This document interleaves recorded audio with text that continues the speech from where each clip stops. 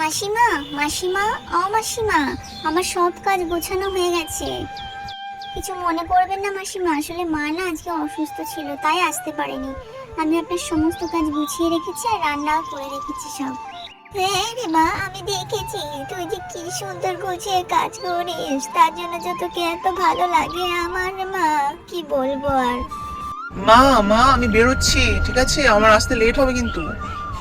আচ্ছা মাসিমা, আমি আসছি তাহলে, ঠিক আছে? আর রান্নাটা করে রেখেছি, সবাই মিলে খেয়ে নেবেন, ঠিক আছে মাসিমা? আসছি, কাল আবার আসবো। আচ্ছা মা, এটা কে বলো তো একটুখানি।